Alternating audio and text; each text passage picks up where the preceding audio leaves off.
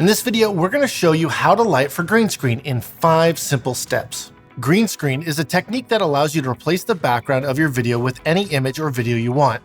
It's also known as chroma key, and it's used by both big and small productions. Though it's common practice, it can sometimes be a bit tricky to get right. But by following these 5 steps, you can master it in no time. This is just one of the videos from our advanced lighting course, but there's so much more to learn. As a VideoMaker Plus member, you'll get access to over 45 courses on every aspect of video production, like our course on the basics of visual storytelling. It, like this one, will help you take your videos to the next level. And right now, you can get free unlimited access. Just click on this card and sign up now. Don't miss this chance to take your videos to the next level. Step 1. Choose the right green color and screen material.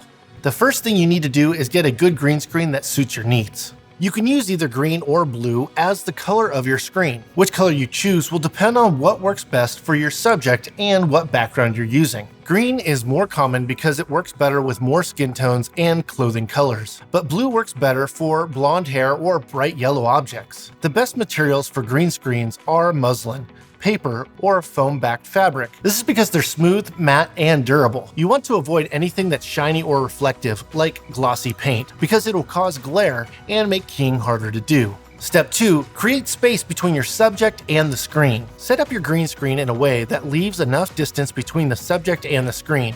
You want to keep your subject at least 6 feet away from the green screen to avoid any green spill. Spill happens when green light from the screen bounces onto your subject, creating a green halo around them. This not only makes it harder to key, but also could ruin the background's illusion. While we're talking about space, be sure to choose a green screen that's wide and tall enough for your subject. You don't want any part of your subject to go outside of the screen.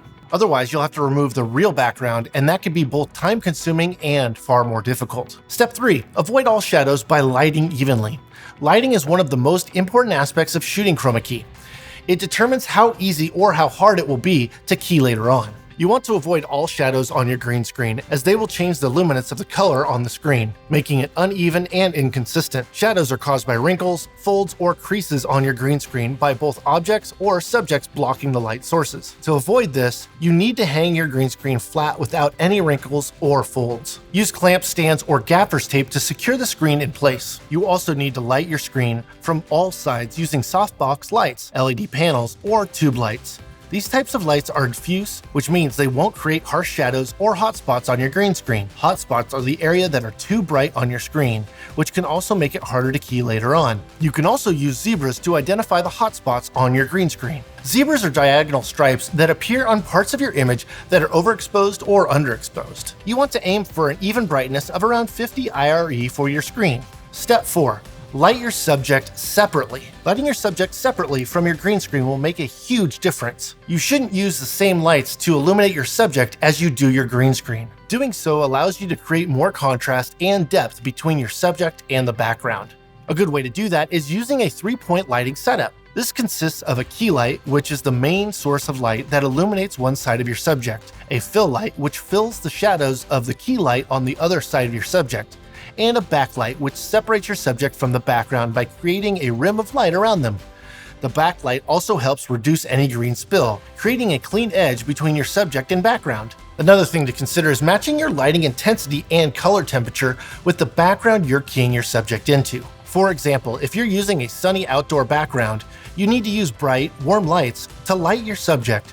If you're using a dark, moody background, you should use a dim and cool lights for your subject. By matching your subject's lighting with the background, your subject will blend better, selling the effect more. Step 5. Use flags and minus screen gels to control spill in color cast. Use some accessories to fine-tune your lighting and eliminate any spill or color cast. Color cast is when some of the color from your green screen reflects onto your subject, changing its hue or saturation.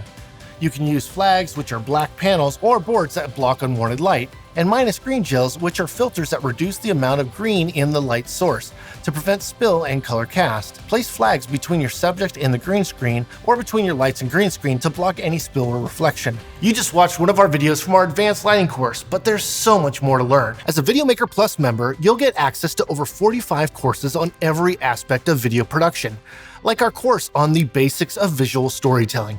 It, like this one, will help you take your videos to the next level. And right now, you can get free unlimited access. Just click on this card and sign up now. Don't miss this chance to take your videos to the next level.